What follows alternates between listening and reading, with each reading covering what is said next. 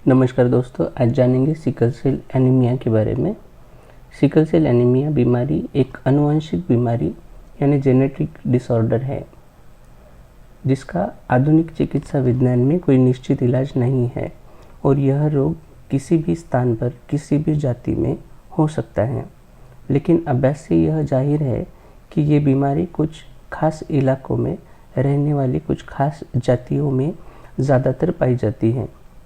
यह माता पिता के जीन्स से संतान को पुश्तैनी तौर से मिलता है। यह कहना मुश्किल है कि यह बीमारी कब और कहां से आई, लेकिन यह देखा गया है कि यह उस भूभाग में ज़्यादा है जहां मलेरिया अधिक प्रमाण में पाया जाता है। वैज्ञानिकों का भी अनुमान है कि मलेरिया के पैरासाइट से बचने के लिए कभी न कभी लाल रक्त कणों ने यह रक्षात्मक रूप यानी म्यूटेशन धारण किया होगा। इस बीमारी में रोगी के लाल रक्त कण ऑक्सीजन की कमी से हाइसिए के रूप में यानी अर्धचंद्राकार में परावर्तित हो जाते हैं और अंग्रेजी में हाइसिए को ही सिकल कहते हैं, इसलिए इस बीमारी का नाम सिकल सेल बीमारी पड़ा है। अर्धचंद्राकार यानी हाइसिए के आकार के कारण रक्त कण शरीर के विभिन्न अवयवों में पहुंचकर रक्त प्रवाह में रुकावट पैदा करता है। इस जन्मजात रोग से ग्रसित बच्चा 6 माह की आयु के पश्चात कभी बुखार, कभी सर्दी, कभी पेट दर्द, कभी जोड़ों में दर्द और सूजन और कभी रक्त की भीषण कमी से कमज़ोर होता हुआ नजर आता है। सिकल सेल बीमारी के कारण धीरे धीरे फेफड़े, हृदय, गुर्दे, लीवर, स्प्लीन आदि आवश्यक अंगों के खराब होने की संभावना रहती है। अब जानेंगे दोस्तों सिकल सेल बीमारी के प्रकारों के बारे में। सिकल सेल मरीज के मुख्यतः 2 प्रकार होते हैं। एक सिकल सेल वाहक या कैरियर यानी एएस पैटर्न और 2 सिकल सेल रोगी या फिर एसएस पैटर्न। सबसे पहले जानेंगे सिकल सेल वाहक यानी एएस पैटर्न क्या होता है। इसे सिकल सेल कैरियर या सिकल सेल ट्रेट या हेट्रोजाइगोट्स भी कहा जाता है। इसमें सिकल का एक जीन होता है लेकिन रोगों के कोई भी लक्षण नहीं होते। इस अवस्था में किसी प्रकार के इलाज की आवश्यकता नहीं होती।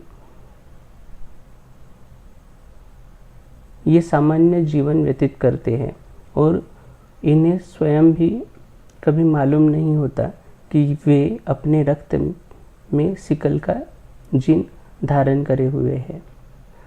सिकल बीमारी के प्रसार की रोकथाम में इनका विशेष महत्व है, क्योंकि जब अनजाने में ये जब दूसरे सिकल रोगी या वाहक से विवाह करते हैं तो सिकल पीड़ित संतान पैदा होने की संभावना बढ़ जाती है। अब इसके बाद जानेंगे सिकल सेल रोगी यानी एसएस पैटर्न क्या होता है। इसे सिकल सेल सफरर या होमोजाइगोट्स भी कहा जाता है। जब दोनों पालकों से असामान्य जीन्स यानी एसएस मिलते हैं तो संतान सिकल सेल रोगी या सफरर होता है। इसी को सिकल सेल एनीमिया रोग कहा जाता है। इस स्थिति में इस रोग के लक्षण मिलते हैं। अब जानेंगे दोस्तों सामान्य एवं सिकल हीमोग्लोबिन में अंतर क्या होता है। रक्त परीक्षण में सिकल सेल संवाहक यानी एएस या सिकल सेल एनीमिया रोगी यानी एसएस पैटर्न का भेद सिर्फ रक्त की इलेक्ट्रोफोरेसिस जांच द्वारा ही हो सकता है। हमारे शरीर के रक्त को लाल रंग देने वाले तत्व का नाम हीमोग्लोबिन है, जो फेफड़ों से ऑक्सीजन लेकर हमारे शरीर में इसकी आपूर्ति करता है। हमारी लाल रक्त कणिकाओं में किस तरह का हीमोग्लोबिन होगा यह हमारे जीन्स पर निर्भर होता है। अधिकतम लोगों के रक्त में सामान्यतः पाए जाने वाले हीमोग्लोबिन को हीमोग्लोबिन ए यानी HbA कहा जाता है। कुछ विशिष्ट जातियों या प्रजातियों में असामान्य हीमोग्लोबिन एस यानी HbS पाया जाता है। अब जानेंगे सिकल सेल एनीमिया पीड़ित व्यक्ति के लाल रक्त कण के अवगुण क्या होते हैं, यानी हीमोग्लोबिन एस की गुणवत्ता और हीमोग्लोबिन ए की गुणवत्ता कैसे भिन्न होती है।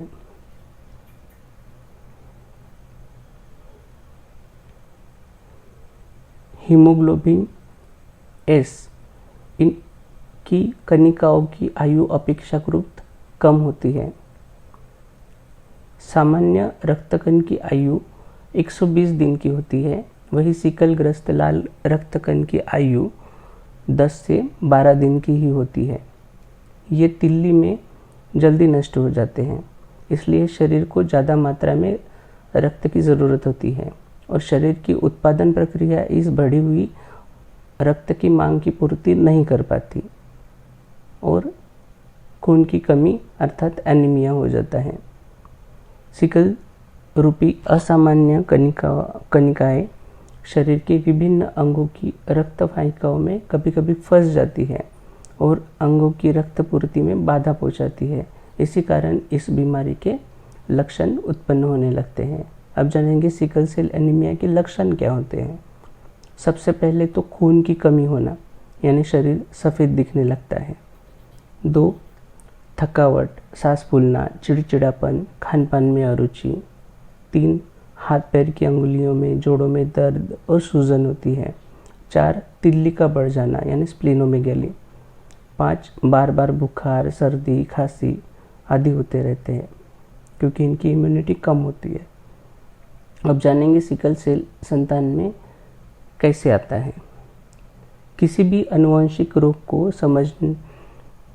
समझने के लिए यह जानना ज़रूरी है कि संतान को माता पिता दोनों से एक एक जीन्स मिलता है। 1. जब माता पिता दोनों में से एक सामान्य हीमोग्लोबिन यानी HbA मिलता है तो इसे AA कहा जाता है, जो कि सामान्य है। 2.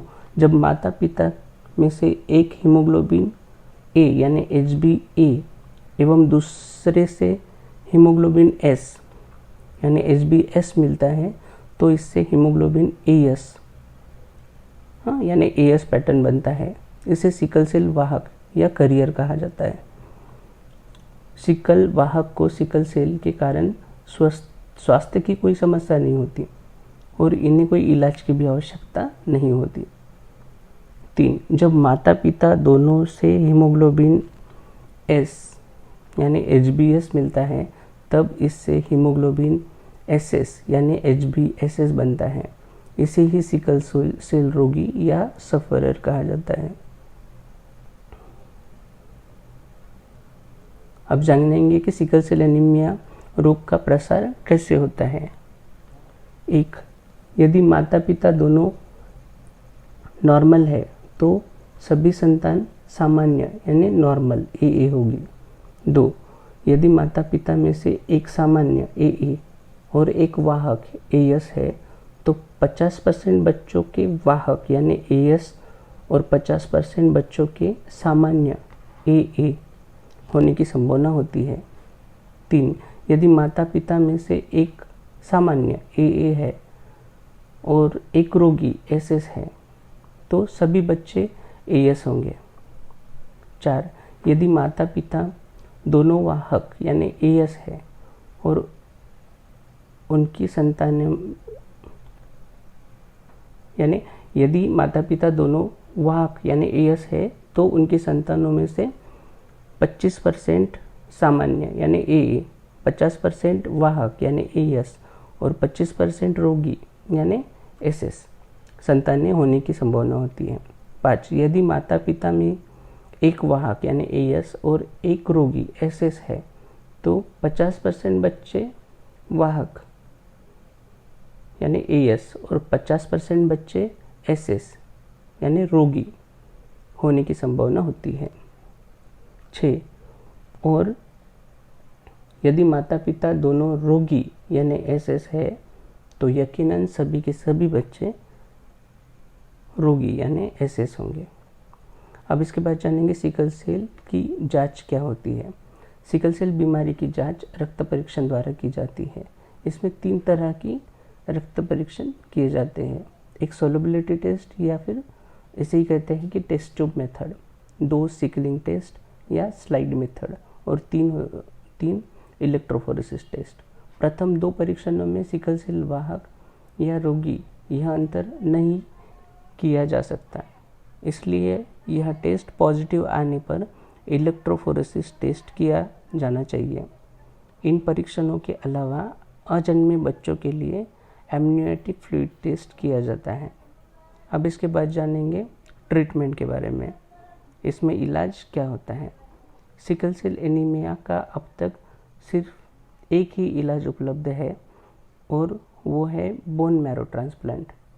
मगर एक तो बोन मैरो का डोनर मिलना मुश्किल होता है और यह ट्रीटमेंट काफ़ी महंगा भी होता है। और तीसरी मुश्किल यह है कि इसके ट्रांसप्लांट सेंटर भी बहुत कम है, इसलिए ट्रीटमेंट से ज़्यादा इसके लक्षणों को ना बढ़ने देने के रक्षात्मक उपायों को हमेशा ध्यान में रखना ज़रूरी होता है। जैसे कि रुग्ण ने फोलिक एसिड की गोली हमेशा लेनी चाहिए। हीमोग्लोबिन का प्रमाण यानी HB% हर महीने के महीने जांच करना चाहिए। खून की वृद्धि के लिए आयरन की गोली या लोह युक्त पदार्थों का सेवन करना चाहिए। बुखार या दर्द और सूजन के लिए गोलियां लेते वक्त चिकित्सक की सलाह अनुसार लेनी चाहिए। अत्यधिक खून की कमी होने पर किसी अधिकृत ब्लड बैंक से ही ब्लड ट्रांसफ्यूजन करवाना चाहिए। और सबसे ज़रूरी है कि सुपाच्य और पौष्टिक भोजन लेना चाहिए और पानी भरपूर पीना चाहिए ताकि डिहाइड्रेशन ना हो। दोस्तों, यह हो गई सिकल सेल एनीमिया के बारे में पूरी जानकारी। अगली बार मिलेंगे किसी नए टॉपिक के साथ। तब तक के लिए स्वस्थ रहिए, खुश रहिए। धन्यवाद।